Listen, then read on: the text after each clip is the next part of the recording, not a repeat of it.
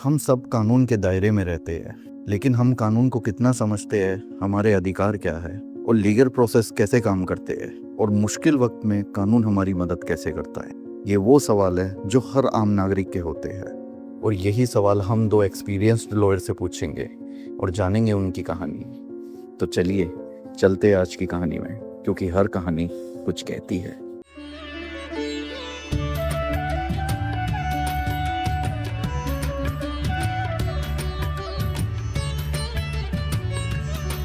बहुत बहुत शुक्रिया अपना समय लेने के लिए और बहुत बहुत शुक्रिया हमारी आम कहानियों में जुड़ने के लिए। नमस्कार जी, thank you. Thank you so much. Sir और मैम अपना नाम बताइए please. My name is Priya Mittal. मेरा नाम ध्रुव गुप्ता। ध्रुव गुप्ता जी और प्रिया मित्तल जी, बहुत बहुत शुक्रिया हमारे साथ जुड़ने के लिए। Thank you. Thank you. Sir हमारे कुछ क्वेश्चंस है लॉ के रिगार्डिंग और लॉ से रिलेटेड। पहले मैं ये जानना चाहता हूँ कि आप लॉ प्रोफेशनल में कैसे आए और क्यों आए और कब आए। 2016 में मैंने एज अ BLLB एनरोल किया था। आईपी यूनिवर्सिटी का पेपर दिया था। उसमें मेरे को DMA कॉलेज अलॉट हुआ था और 5 ईयर कोर्स था मेरा। और मैंने वहाँ से किया। 2021 में मैं एनरोल हो गया as a advocate bar council of Delhi के अंडर। उसके बाद मैंने AIBA का पेपर दिया, जो कि ऑल इंडिया बार एग्जामिनेशन होता है पूरी इंडिया के लिए। उसमें प्रॉपर एक ऑफिशियल एडवोकेट सी आ गई थी मेरे पास, ठीक है। और मेरा मन इसलिए था एडवोकेसी का, एक तो लॉ नहीं पता था किसी को, हमारे राइट्स नहीं पता थे, ठीक है, फंडामेंटल राइट्स नहीं पता थे। स्कूल में हमने कुछ कॉन्स्टिट्यूशन की बेसिक्स पढ़े थे, जो कि हमने लॉ में पूरे कॉन्स्टिट्यूशन पढ़ा, तो इसलिए मैंने लॉ में एनरोल किया। जी और मैम आप। मेरे को स्टार्टिंग से पावर का बहुत क्रेज था ऐसे लाइफ में कि मुझे कुछ अच्छी पोजीशन चाहिए। So I was always inclined towards judiciary. Then for judiciary हमें लॉ करनी होती है, तो I join 5 years law course from IP university and then I started practising because law में अगर हमें जज बनना है तो हमें कोर्ट के प्रैक्टिकल चीज़ें भी पता होनी चाहिए। So since then I am practising and I am preparing for judiciary as. बहुत बढ़िया। आपने जैसे बोला कि आपको पावर्स चाहिए थी, तो एज अ वुमेन आपको मतलब किस चीज की पावर्स चाहिए थी। एज अ वुमेन मुझे किसी चीज़ की पावर नहीं चाहिए थी, बट मुझे ये प्रोफेशन स्टार्टिंग से बहुत इंस्पायरिंग लगता था। मुझे लगता था कि हमारी सोसाइटी में बहुत सारी इनइक्वालिटीज़ हैं, इनजस्टिस है। So if I can give somebody justice और I can help them in getting justice, so मुझे वो चीज़ करना अच्छा लगता था। मतलब आपको जस्टिस के रिगार्डिंग आपने लॉ फॉर्म यूज मतलब join Yes, किया। this was the profession through which I could help the society. आपने आज तक कितने केसेस सॉल्व करे। आज तक ऐसे हम काउंट तो नहीं कर सकते हमने कितने केसेस करे हैं, but I would tell you that every day is a new challenge for us because every day we are learning something new. तो मतलब पर डे के आपके पास कितने केसेस होते होंगे कि हाँ हमें ये सॉल्व करना है, या मतलब आपके पास कितने क्लाइंट्स आते हैं डेली के। Our profession is very uncertain. कभी कभार ऐसा भी होता है कि हमारे पास दिन में 10 क्लाइंट्स हैं और कभी कभार पूरा महीना भी ऐसा होता है कि निकल जाता है और हमारे पास एक सिंगल क्लाइंट नहीं है। तो ये बहुत अनसर्टेन है। हम इस चीज़ को आपको पूरा ये नहीं बता सकते कि इट्स नॉट सैलरी जो हमारे पास हर महीने आनी है। क्लाइंट बेस पे आपको पेड होता है, क्लाइंट्स आते हैं तब आपको paid हमारा होता है। प्रोफेशन ऐसा है कि हम जितना सोशलाइज करेंगे उतने क्लाइंट्स हमारे पास आएंगे, तो उसी अकॉर्डिंग हम जितना कोई सोशलाइज particular आपकी सैलरी फिक्स नहीं है कि Define आपको नहीं है। मिलेगी। जी, Yes. तो मतलब लॉ में एडवोकेट के साथ भी स्ट्रगल है लाइफ में। एग्जैक्टली। मतलब कितना स्ट्रगल है कि लोगों को पता नहीं है एडवोकेट की स्ट्रगल के बारे में। वो सोचते हैं कि वकील बस कोर्ट में जाके खड़े हो जाते हैं, उनकी बहुत इजी जॉब है, बट उनको ये नहीं पता वो कितना रिसर्च करते हैं, केस से रिलेटेड कितना पढ़ते हैं रातों रात। जैसे फॉर एग्जांपल एक बेल है, अब लोगों को लगता है कि खाली एक पेपर वर्क है और कोर्ट रूम में जज साहब के आगे एक बेल लगा दी और एक आर्ग्यूमेंट्स कर दी, बट उनको ये नहीं पता उसके पीछे क्या क्या राज है, कि एक एडवोकेट क्या क्या करता है। उसके लिए पूरा रिसर्च करता है उस केस के बारे में, ठीक है, जजमेंट्स देखता है, ठीक है, मतलब प्रॉपर स्टडी करता है और जब जाके आर्ग्यूमेंट करता है। जैसे मैंने अभी यहाँ रिसेंटली आपके ऑफिस में आके देखा, कंसल्टेंसी फीस 11,000। मैं देखते ही शौक हुआ, बट ये मुझे थोड़ी ज़्यादा लगी। मतलब इसका क्या है? कंसल्टेंट फीस मतलब 11,000 रुपए एक आम बंदे के लिए भी बहुत ज्यादा हो जाती है। टू बी ऑनेस्ट, अगर मैं आपको बताना चाहूँ, क्लाइंट्स ऐसे भी आते हैं कि फ्री कंसल्टेंसी ले ली, हमारा 1 आवर 2 आवर वेस्ट भी कर दिया और कुछ पे भी नहीं किया। तो इसलिए हमने एंट्री में इसलिए कंसल्टेंसी 11,000 लगाया है, कुछ ना कुछ तो देख ही जाएगा एटलीस्ट, उसको एक हमारी टाइम की वैल्यू तो पता चलेगी। मतलब ये फिक्स अमाउंट नहीं है। ये फिक्स अमाउंट नहीं है। अनदर थिंग इज कि हम किसी को कंसल्टेंसी प्रोवाइड कर रहे हैं, हम एक रिस्पॉन्सिबिलिटी उनकी ले रहे हैं, so that is our professional fee जो हम चार्ज करते हैं उनसे। This is not the consultancy fee. मतलब This is ये our- केस का चार्ज होगा पूरा उसके।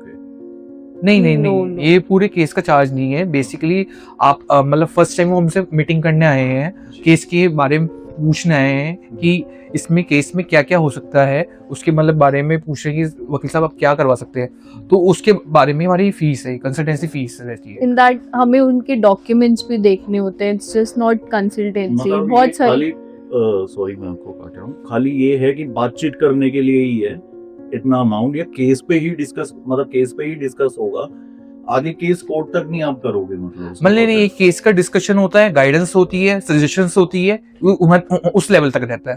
तो केस लड़ने के भी अलग कुछ अमाउंट्स होते हैं आपके कि केस में इसको हैंडल करूंगा तो मैं ये अमाउंट लूंगा? हाँ जी, बिल्कुल रहते हैं। अब जैसे कोई बेल आई है तो पहले हमसे कंसल्टेंसी लेके आया है, तो हम पहले कंसल्टेंट चार्ज करते हैं, फिर अगर वो किसी भी सेक्शन में बेल लगवाती है, किसी भी ऑफेंस में बेल लगाते हैं, उसके चार्जेस अलग होते हैं। वो केस टू केस वैरी करता है। ठीक है। अगर मैं एज आम जनता के अकॉर्डिंग देखूं, जैसे मैं आम नागरिक हूं, अगर मैं आपके पास कुछ गुहार लेकर आऊं या कोई केस लेके आऊं अपना, बट मैं ये बोर्ड देख के ही 11,000 का मैं वापस मुड़ जाऊंगा कि इनकी तो फीस ही बहुत ज्यादा है, तो ये गलत इम्पैक्ट भी तो पड़ेगा। ऐसा नहीं है, हम बहुत सारे केसेस प्रो बोनो बेसिस पे भी करते हैं, that means free of cost, and that's our duty as well in our legal profession कि अगर हमारा क्लाइंट के पास इतनी फीस पे करने की कैपेसिटी नहीं है तो हम उसकी हेल्प करते हैं उन केसेस में। अब लो की किस फील्ड में वर्क करते हैं? जितने भी मेरे पास केसेस है वो क्रिमिनल से रिलेटेड है, और मैं भी क्रिमिनल में स्पेशलाइजेशन है मेरी। तो मैं माफी, मोस्टली जो मैंने केसेस डील करे हैं they are matrimonial cases, so my specialisation is into matrimonial laws. मुझे ऐसा लगता था कि एक वकील सारे केस लड़ता है, ऐसा नहीं होता क्या? सबकी अलग अलग स्पेशलाइजेशंस होती है। नहीं, ऐसा नहीं है, किसी किसी की स्पेशलाइजेशन अलग अलग भी होती है, और किसी की मतलब वो हर केस का डील भी करता है, और कुछ का क्या होता है टीम्स भी मेट्स होती है। जैसे मेरा कोई एसोसिएट है वो मैट्रिमोनियल में कर रहा है, ठीक है, मैं क्रिमिनल में हो गया, मेरा कोई को पार्टनर या अदर एसोसिएट वो साइबर में है, ठीक है, वो दूसरा फ्रेंड है वो कमर्शियल में कर रहा है, वो सिविल में कर रहा है, ऐसा भी हो सकता है, टीममेट्स होता है बेसिकली इसमें। अगर मैं बाई चांस मैम को बोलूं कि आप क्रिमिनल केस लड़िए और आपको बोलो मैट्रिमोनियल के केस लड़िए, तो आप दोनों उस चीज को अच्छे से निभा पाएंगे? बिल्कुल निभा लेंगे। सो लॉ कॉलेज में हमें सारे सब्जेक्ट्स पढ़ाए जाते हैं, be it criminal law, be it matrimonial law, हम सारे लॉज पढ़ते हैं, but when we come to practice, as I told you कि हम हर दिन कुछ नया सीख रहे होते हैं, तो I can practise in criminal law as well और Dhruv can practise into matrimonial laws as well, उस पर कोई बार नहीं है। सर, जैसे आपने कहा कि आप क्रिमिनल फील्ड में वर्क करते हो, तो मुझे क्रिमिनल ही बेस पे कुछ क्वेश्चंस हैं मेरे जी, मतलब जो आजकल चल रहा है, आजकल माहौल चल रहा है जिस हिसाब से कि कोई भी आम आदमी के हाथ में, आपने रिसेंटली एक मुंबई का लोकल ट्रेन का केस देखा होगा कि 2 लड़के आपस में लड़े हैं और एक लड़के ने दूसरे लड़के को चक्कू मार के मार दिया वहीं पे। तो ये लो केस में मतलब आजकल नॉर्मल क्राइम ऐसा नॉर्मल बन चुका है कि किसी भी हाथ नॉर्मल माइनर्स बच्चों के हाथ में गन और चक्कू देखे जाते हैं। तो मैं इसमें बताना चाहूँगा एक्चुअली यही एक माइंडसेट होता है जो स्टार्टिंग से हमारे एल्डर से हमें नहीं मिल पाता, ठीक है, वो स्टार्टिंग से अपने बैकग्राउंड एनवायरनमेंट को उसी तरह से देखते आ रहे हैं, खून खराबा करते हुए, तो उनको ये नहीं पता कि हमारी क्या पनिशमेंट है अगर मैं कुछ चाकू मार दूंगा या मैं कुछ मर्डर कर दूंगा या कोई मैं गन शॉट कर दूंगा, तो मुझे ये नहीं पता मेरे साथ होगा क्या इन फ्यूचर, क्योंकि वो तो बच्चे हैं, उनके पेरेंट्स ने उनको बता नहीं रखा, तो उसके लिए उनका अवेयरनेस बहुत जरूरी है। अवेयरनेस से बात आई है तो अवेयरनेस आजकल सोशल मीडिया में काफ़ी है। अगर कोई कुछ कर रहा है तो उसकी रील बहुत जल्दी वायरल हो जाती है, तो बाद में देखा भी जाता है कि वो इंसान जेल में है, केस उनके खिलाफ चल रहा है, मगर फिर भी इतना क्राइम क्यों देखने को मिल रहा है आज की डेट में, जो पहले इतना नहीं था जो आज की डेट में देखने को मिल रहा है। इसमें मैं आपको ये भी बताना चाहूँगा, जो आजकल की जनरेशन है ना, उनका मतलब यंगस्टर्स को बहुत ज़्यादा खून बहुत गर्म हो गया, ठीक है। हर एक शॉर्ट टेम्पर्ड इतने हो गए, मतलब हर बात में गुस्सा, हर बात में गुस्सा। उनको ये नहीं पता इन फ्यूचर में इसका क्या क्या हो सकता है, कि मेरे को कस्टडी भी कस्टडी भी हो सकता है, कई सालों तो केस चलेंगे, ठीक है। उनको ये नहीं पता क्या क्या पनिशमेंट मिल सकती है, जिससे मेरा पूरा करेक्टर इमेज खराब होती है पूरे अपने एरिया में। बट आजकल जो माइनर बच्चों को होता है कि वो आपस में लड़ लिए, उसने उसको मार दिया, जो मतलब 18-19 साल के होते हैं, हाँ, बट उनके खिलाफ कानून ये करता है कि ये माइनर्स है, उनको जल्दी बेल मिल जाती है, कुछ कम सजाएं मिलती है, बट वो एक तरीके से क्रिमिनल ही है अगर उन्होंने किसी की जान ली है। तो लॉ की नजरिए से ये चीज मतलब क्या देखा जाता है कि जो उनको बहुत जल्दी केस से मतलब उस क्राइम से हटा दिया जाता है कि हाँ ये तो नाबालिग है, इनको केस से खत्म करो। इसमें मैं बताना चाहूँगा, आप माइनर की बात कर रहे हैं, अगर माइनर फर्स्ट टाइम करता है, मतलब फर्स्ट अटेम्प्ट करता है, तो उसको इजीली हटाया जाता है। अगर वो हैबिचुअल ऑफेंडर है, ठीक है, बार बार कर रहा है, तो उसके साथ फिर पनिशमेंट वही मिलती है जो मेजर एक्यूज को मिलती है। वन थिंग मैं एक चीज ऐड करना चाहूंगी इसमें, उनको पनिशमेंट इसलिए नहीं मिलती है क्योंकि कोर्ट का उसके पीछे का पॉइंट ऑफ व्यू जो होता है वो ये होता है कि अभी उनकी आगे की पूरी लाइफ पड़ी है, उनकी एज बहुत कम है, उनका करियर है आगे, जिसपे मे बी उनसे गलती हुई है, जिसको वो रेक्टिफाई कर सकते हैं और आगे इम्प्रोवाइज करके उनको ये समझ आए कि उन्होंने लाइफ में कितना गलत स्टेप लिया और उसको इम्प्रोवाइज करके वो अपनी लाइफ आगे कंटिन्यू कर सकते हैं। जैसे सर ने बोला कि अगर वो बार बार क्राइम करता है, अगर वो इस एक केस से निकल जाता है माइनर के तौर पे कि हाँ कि ये माइनर है, कि ये तो बच्चा है, इसको बाहर दोबारा निकाला जाए इसकी नॉर्मल लाइफ में, कि ताकि इसको इम्प्रूवमेंट मिले और ये दोबारा ना करे, और उस इंसान ने वो दोबारा ही वो ऐसा करा, तो लॉ उस टाइम फिर दोबारा दिमाग से सोचेगा, दिल से सोचेगा, या कानून की लिखी हुई किताब से सोचेगा?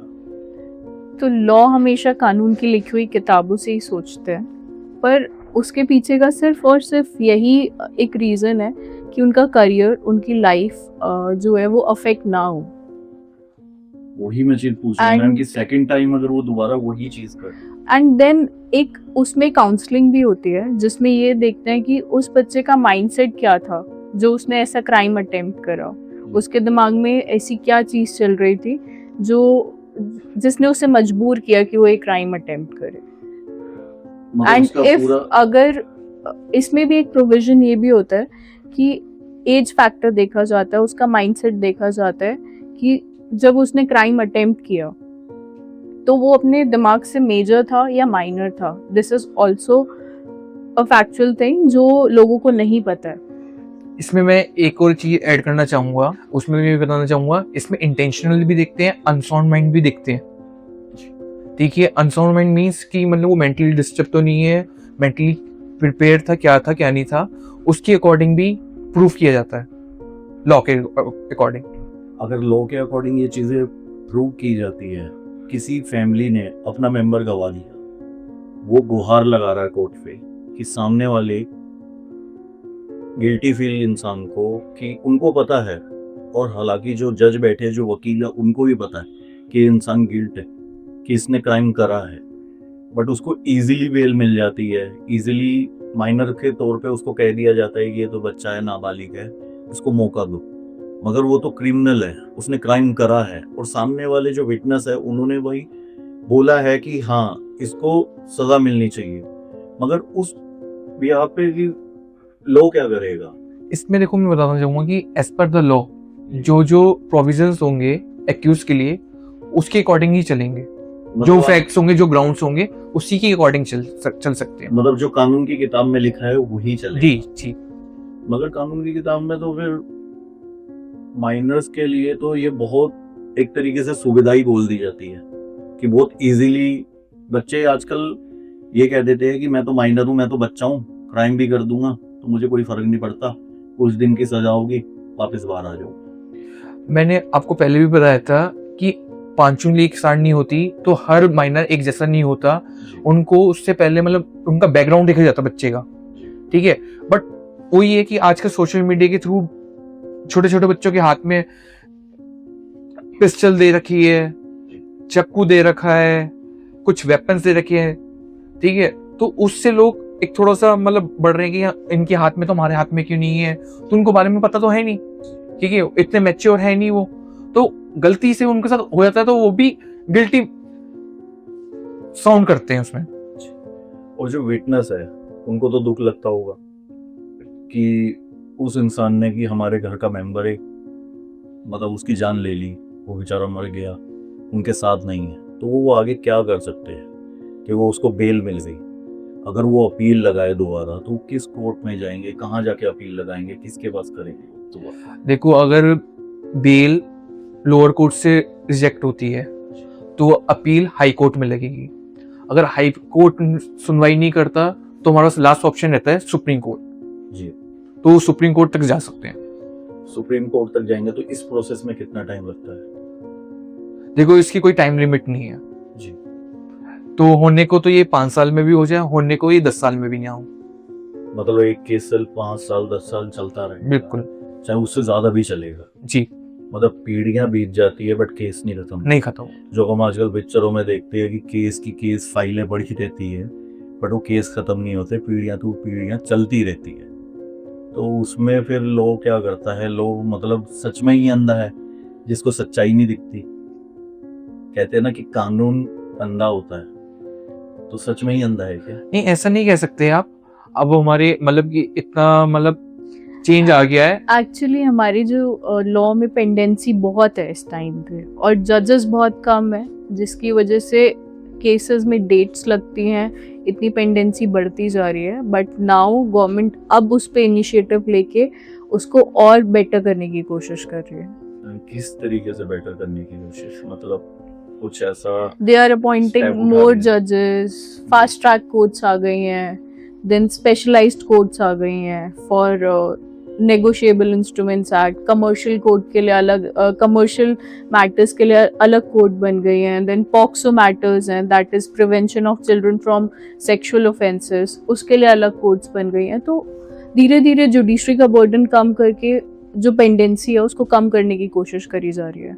जैसे मैम आपने कहा कि सारी अलग अलग कोर्ट्स डिवाइड्स हो चुकी है, कि क्राइम की अलग है, फास्ट कुछ आपने क्या बताया, fast track court, fast track court, sexual कुछ कोर्ट आपने भी बताया कि वो भी Pox. अलग हो चुकी है, तो इनमें डिफरेंस क्या है सब में? जो भी ऑफेंसेस हैं, से अगर हमारी ड्रग से रिलेटेड ऑफेंसेस हैं तो वो एनडीपीएस में जाएंगे, जी। उसके लिए स्पेशलाइज्ड कोर्ट्स हैं। जी। Then there are CBI matters, जो बड़े मैटर्स हैं जो सीबीआई की कोर्ट में जाएंगे।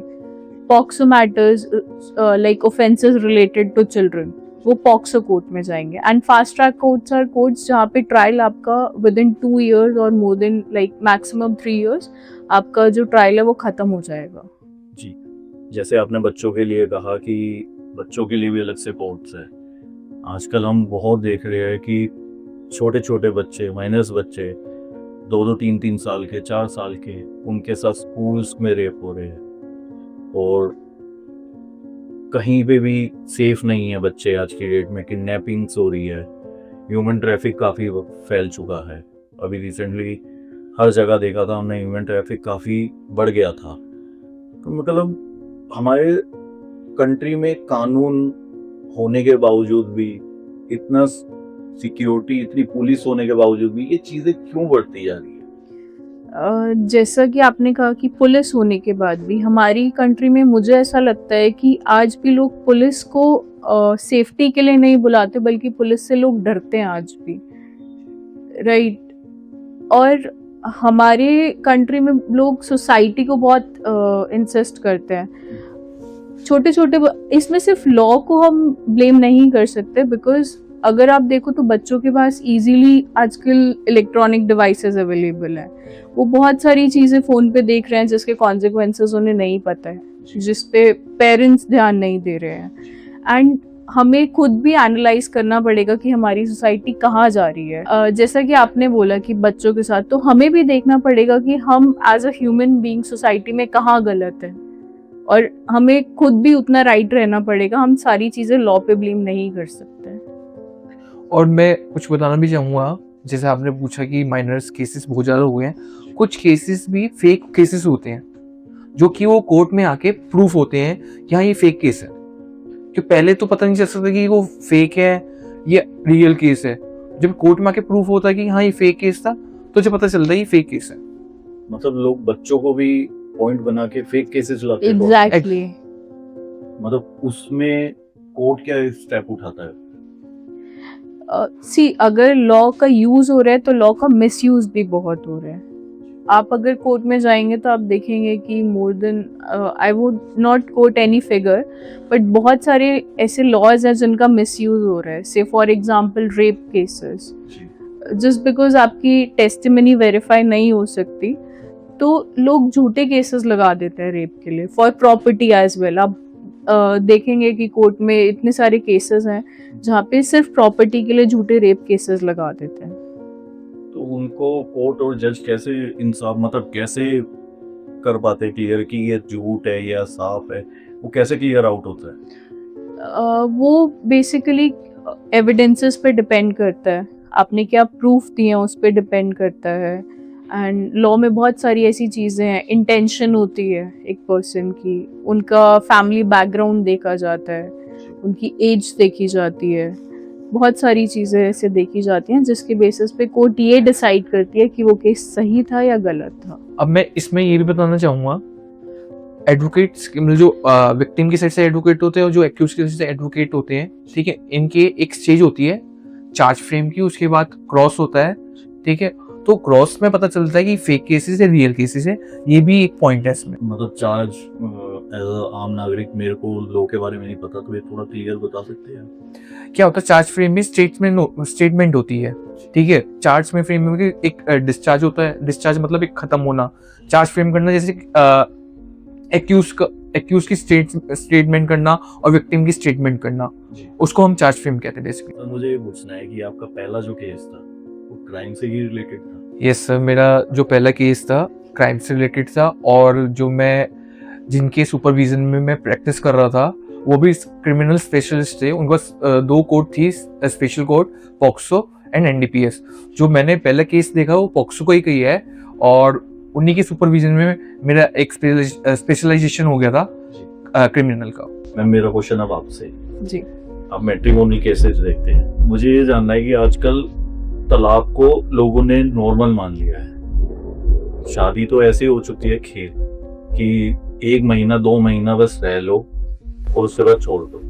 मतलब Right. ये बहुत लोग तो बोलता नहीं हो, तो कहते हैं कि 6 महीने आप एक साथ बिताओ उसके बाद डिसाइड करो।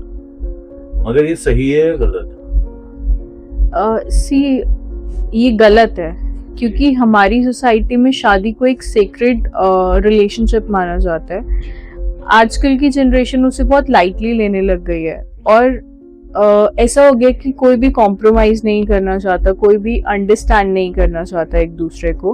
बट कोर्ट इस चीज़ में बहुत लीनियंट है। कोर्ट जो हमें 6 मंथ्स का टाइम पीरियड देती है, जिसे हम कूलिंग पीरियड बोलते हैं, वो कोर्ट इसलिए देती है कि अगर दोनों हस्बैंड वाइफ में जो भी डिस्प्यूट्स है वो रिजॉल्व कर सकते हैं, आपस में बात कर सकते हैं और डिसाइड कर सकते हैं कि वो आगे साथ में रहना चाहते हैं कि नहीं रहना चाहते हैं। So I would like to mention one thing, एक बहुत अच्छे मैट्रिमोनियल लॉयर ने रिसेंटली एक स्टेटमेंट दी थी कि हमारी जो जनरेशन है वो वेडिंग करना जानती है, बट उन्हें मैरिज नहीं पता है कि मैरिज का एक्चुअल मीनिंग क्या है। तो marriage is a bond of 2 people, जहाँ पे वो साथ में चीज़ें रह के एक दूसरे के लाइक्स और डिसलाइक्स जानते हैं। पर आज के टाइम में कोई भी 1 या 2 महीने भी साथ नहीं रह पाता है। और क्योंकि हमारी कंट्री में म्यूचुअल डाइवोर्स भी इजीली मिल जाता है, तो लोग क्या करते हैं कि उनकी शादी को 1 साल नहीं हुआ होता और उन्हें वो यही डिसाइड कर लेते हैं कि वो साथ में नहीं रहना चाहते, जिसकी वजह से वो डाइवोर्स ले लेते हैं। मैम जैसे आपने कहा कि कोर्ट 6 महीने का टाइम देता है, जो इंसान अभी ही नहीं साथ रहना चाहते वो 6 महीने का टाइम अगर वो मना कर दे कि हमें नहीं चाहिए, हमें रहना ही नहीं, तो कोर्ट क्या डिसीजन लेता है फिर उससे? कोर्ट किसी को भी फोर्स नहीं कर सकता कि अगर वो साथ में नहीं रहना चाहते तो उन्हें साथ में रहना पड़ेगा। जो मेरा पर्सनल एनालिसिस है वो ये है कि जब तक कोर्ट तक बात आती है तब तक वो कपल एक दूसरे को बिल्कुल एक दूसरे की शक्ल भी नहीं देखना चाहते, क्योंकि लड़के को डर होता है कि मेरी फैमिली जेल ना चली जाए और लड़की को डर होता है कि मेरी लाइफ इसके साथ आगे कैसे निकलेगी। मैम जैसे तो- आपने कहा लड़के को डर होता है फैमिली जेल ना चले जाए, मतलब डिवोर्स में जेल का सिर्फ डाइवोर्स नहीं, उसके पीछे के भी बहुत एस्पेक्ट्स होते हैं, जैसे क्रूएलिटी होता है, डोमेस्टिक वायलेंस होता है, लोग दहेज के लिए किसी को मार देते हैं, या फिर आजकल लोग झूठे दहेज के केसेस भी लगाने लग गए हैं। जैसे देखा जाता है कि कोर्ट और लॉ में, मतलब लॉ पर्पज से ये देखा जाता है कि लड़कियों को ज्यादा ओपिनियन मिलती है कि हाँ उनके पॉइंट ऑफ व्यू ज्यादा रखे जाते हैं कि हाँ उनको ज्यादा मिलता है कि लड़की है तो ये सही है, ये लड़का है तो ये गलती हुआ। ऐसा क्यों Right. होता है? तो अगर हम आज से 20 साल पहले की बात करें, जहाँ पे लड़कियां बहुत डिप्राइव थी अपने राइट्स के लिए, जहाँ पे एक्चुअली में लड़कियों को मारा जाता था, उनसे डाउरी मांगी जाती थी, उन सारी चीजों को देखते हुए हमारा जो लेजिस्लेचर था उन्होंने ये लॉज बनाए थे। बट अब सिचुएशन डिफरेंट है, उन सारे लॉज का मिसयूज ज्यादा हो रहा है और यूज कम हो रहा है, तो जो एक्चुअल विक्टिम है वो भी उनके साथ सफर कर रहा है। आपने कभी कोई ऐसा केस लड़ा? ऐसे बहुत सारे केसेस आते हैं, जो 60 to 70% केसेस होते हैं।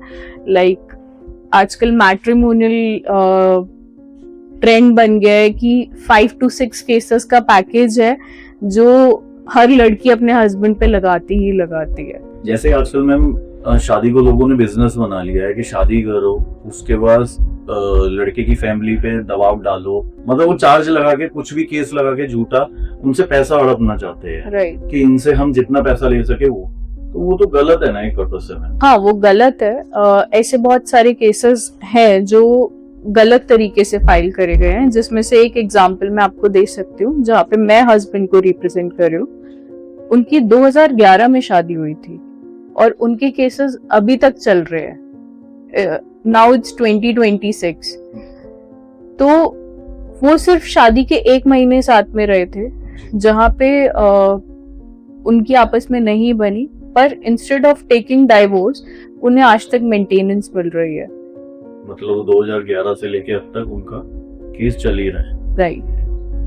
मगर डिवोर्स नहीं मिला। नहीं, मैम ये तो फिर अगर लोगों को भी पता है कि ये गलत है या सच है क्या झूठ है, वो कैसे इंसाफ मिलेगा? पर सुप्रीम कोर्ट अब उस पे एक्शन ले रही है। ऐसे बहुत सारे केसेस हैं जो गलत तरीके से फाइल हो रहे हैं, तो सुप्रीम कोर्ट उसमें वाइफ को भी उतना ही दोषी मानती है या उतना ही उनको पनिश करती है जितना एक हस्बैंड को पनिश करा जाता है। अगर मैम लड़की की साइड से अगर देखा जाए तो वो झूठे हैं, तो उनको क्या सजा मिलती है? अगर वो केस अगर लॉ में उनको पता लगे कि ये गलत, इन्होंने झूठे इल्जाम लगाया, तो क्या उनके ऊपर चार्जेस लगेंगे? तो अगर उन्होंने झूठे तरीके से केस करा है तो हमारे लॉ में एक सेक्शन 340 होता है, जिसमें 340 ऑफ CRPC, जिसमें उनको पनिशमेंट मिलती है और फाइन भी इम्पोज होता है, जिसमें 6 महीने से लेकर 2 साल तक की सजा है अगर उन्होंने केस झूठे तरीके से फाइल करा है। 6 महीने से 2 साल की 2 साल तक। उसके बाद वो बाहर आ जाते जेल से। जी, और वो मैम- केस भी डिसमिस हो जाएगा। मैम मुझे ये पूछना है, जैसे आजकल एक्स्ट्रा मैरिटल अफेयर्स चलते हैं, उसमें मतलब लड़का लड़की को कोई भी जान की परवाह नहीं करते, अफेयर्स के चक्कर में वो एक दूसरे को मार काटने में लग जाते हैं, तो इसमें आपका क्या ओपिनियन? इसमें मैं ये बोलूंगी कि अगर आपके साथ किसी का अफेयर भी है तो आप अपनी फैमिली को या अपने लव्ड वंस को क्लियरली जाके बताओ, रादर देन आप किसी की जान ले रहे हो, और आप उसके बारे में वोकल हो सकते हो। मे बी हर जगह सिचुएशन सेम नहीं हो सकती। हम दिल्ली में रह रहे हैं, पर ऐसी बहुत सारी फैमिलीज हैं जो अभी भी गांव में रहती हैं, जिन्हें सोसाइटी का बहुत डर होता है, और मेरे अकॉर्डिंग वो ऐसे स्टेप्स इसलिए लेते हैं कि वो अपनी फैमिली को बता नहीं पाते, या उन्हें डर लगता है कि अगर हम अपनी फैमिली को बताएंगे तो उसके क्या कॉन्सिक्वेंसेस होंगे, जिसकी वजह से वो ऐसे स्टेप्स लेते हैं। पर मेरा पर्सनल सजेशन इसमें ये रहेगा कि हमारे कोर्ट ने भी अलाउ करा हुआ है कि अगर आप अडल्ट हैं और आप किसी को पसंद करते हैं और आप उससे शादी करना चाहते हैं, तो आपकी फैमिली भी उसमें इंटरफेयर नहीं करेगी और आप बहुत पीसफुली उस इंसान के साथ जाके रह सकते हैं। तो instead of taking somebody's life, आप ये स्टेप ले सकते हैं। और मैम अगर किसी ने किसी की जान ले ली तो उसके खिलाफ कानून क्या करता है? उसके खिलाफ कानून उसको सजा देता है। मतलब उनको भी फांसी मिलती है?